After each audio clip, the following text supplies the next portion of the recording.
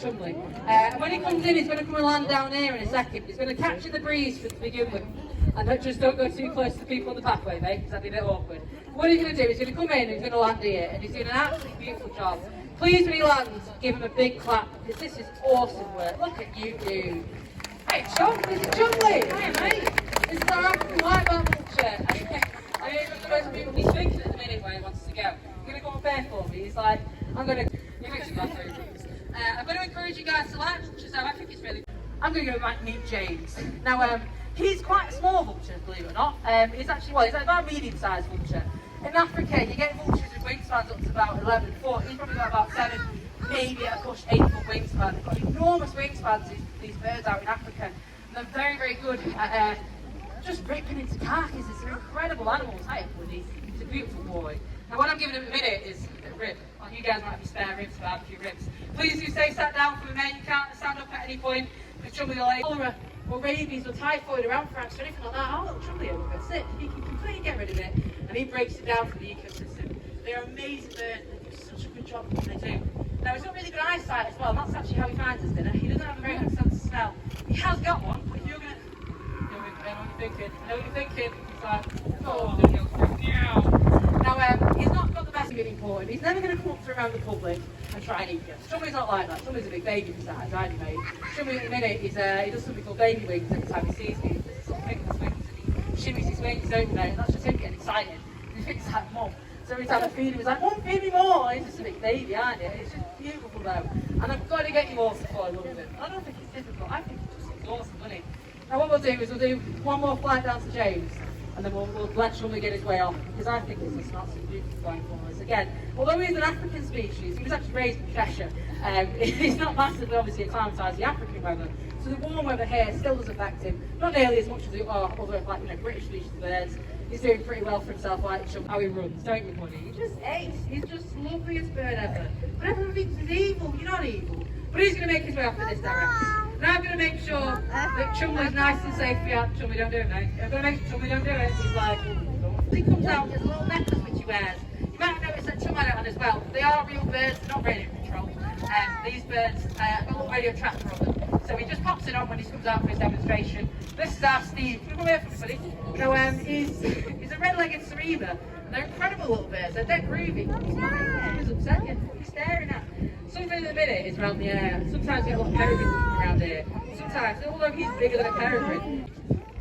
Your kids get bitten by a coral snake. You've been spent years raising them. It's a bit awkward, isn't it, if they get bitten? So what happens instead is you call Seriema onto your farm, makes your life a bit easy. And he kills these snakes. I'm going to show you how he does it. It's quite funny. But Pocket has got his favourite toy. I've got him, Steve. Here he is. This is Clive Cobra. This is his favourite little toy. However, Steve has sort of realised that the snake is now dead because he's killed it about 1 million times. Can you guys do me a massive favour? When I throw the snake on the ground, you basically pretend it's the scariest thing you've ever seen. Because Steve's like, hang on, I've got to protect you all now. He's got a sense of pride, Steve. And he thinks, if I protect everybody, then it's alright. So if I throw him on the ground, Steve, you're going to pay attention for starters. It's like, no, I'm going to watch the train instead. Scream just as loud as you can. Steve, you ready? You ready, Steve? I'm going to get him. Steve! Something's clearly just over there. There's a heron in the tree as well. They don't like herons. There's literally right at the back of the flying arena. There's a big tree over there with a big heron in it. Right, Steve, you ready for him? He's next to you. You're going to get him. You're going to pick him up. You're eating the grass instead of a minute. We don't care about the grass. You don't, it's a leaf. Right, we're going to do it again, guys. Ready? Steve, just get out. He's going to walk past it and ignore it, apparently. Steve, he did it in the first display. Snake today, apparently. Which what he would actually do is, I'm not going to demonstrate personally, but he picks his snake up by the beak and he whacks it as hard as he possibly can. What he tries... Thank you. Please give him a big clap. Well done, Steve. What I'm going to do, Steve, I'm going to try it one more time while you're up there. Because what they do in the wild as well, so we'll sit on a post and we'll walk around for snakes from up top. Steve, you don't care, do you?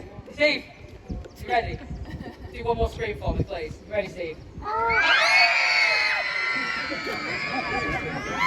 Honestly, I give up. No, you going that way, fair enough. I give up with you, Steve, that's it. So anyway, pretend this makes your life dead easy. Please don't stroke him if he comes near you. He's not a massive fan of it, but he also knows the other day someone had monster munch in the audience, so he's like, oh, they've got one more left.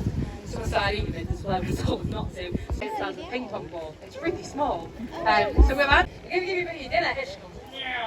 Andrew's quite naughty. My brother Paul is a ring bearer. He goes to weddings and he does weddings weddings all the time. He takes the rings down the aisle and he delivers them to those that are getting married.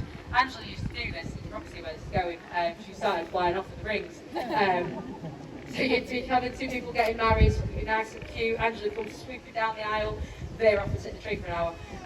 Pause the wedding, it's dead awkward. It's naughty, I love it, it's dead funny. But anyway, I'm going to give her a bit of a dinner. In my pocket, I've got a chicken drumstick, as you do. If you don't want to see a little chicken leg, please do close your eyes. It is real, obviously it is dead.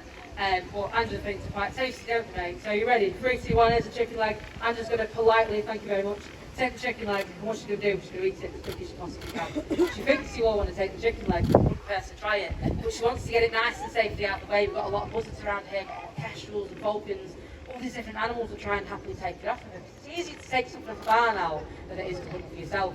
So she's, you know, you're a predator's going to get you, aren't they, mate? So she eats it really quick, everyone leaves her alone. Please give her a big clap, because I think at a hard time.